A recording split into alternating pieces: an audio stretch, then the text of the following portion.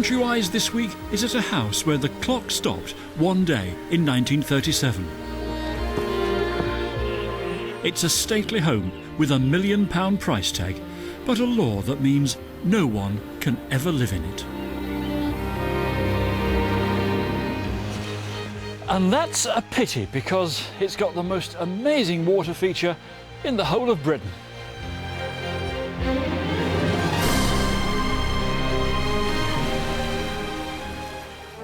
This is the story of a family's ambition and desire to impress, and how it translated into one of the most spectacular gardens in Britain.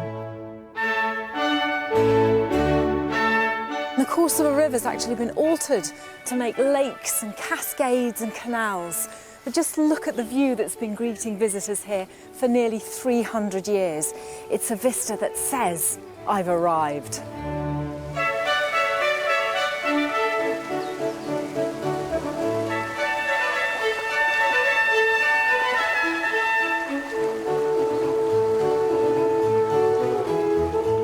But it wasn't the end for the Tanfield Railway. As the 19th century progressed, loads of new collieries opened up here, producing millions of tonnes of coal every year. And all of that was transported thanks to the power of steam. Come on, then. Come on, Dad. Come on. Let's go. Here. Let's go. Come on. Now they've clocked us, the animals are heading off into a wood. It's one where I manage the deer population to stop them from damaging the estate woodlands and fields. So I'm going to follow them in there and see how close I can get. Now, down the track here, about 100 metres, there are half a dozen fallow deer lying up out of the wind in the bracken, just as I thought they would be.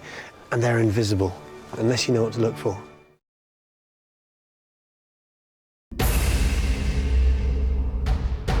The hunt for the killers is to lead detectives to an organised crime gang built on drugs and held together by violence.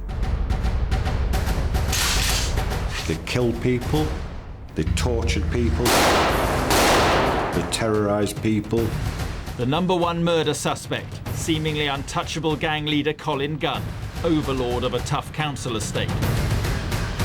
Dozens of police operations have failed to find evidence to bring Gunn to court, and he has spies in the force.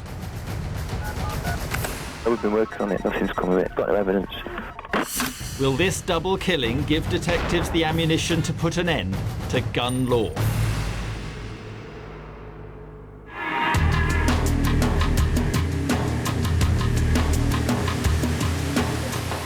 This place is incredible.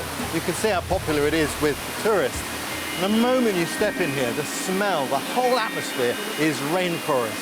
My mind is going straight into jungle mode.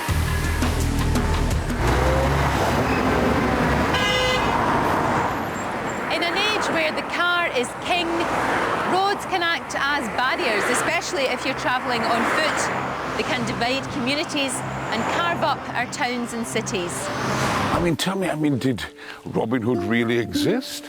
Absolutely. In fact, with records of over 15 Robin Hoods existing at various towns. 15? 15, yes, since the 12th century. Yeah, and of course, I was Lord Loxley in the film with Kevin Costner. Did he exist? You were his father. That's right, of course he existed. He was the first eco-warrior.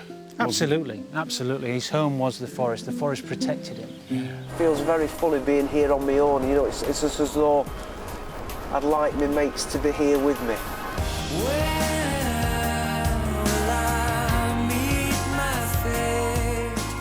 I've got to say, I am disappointed because there's beer cans on the ground here. And, you know, people died right where we're standing now. And that disappoints me.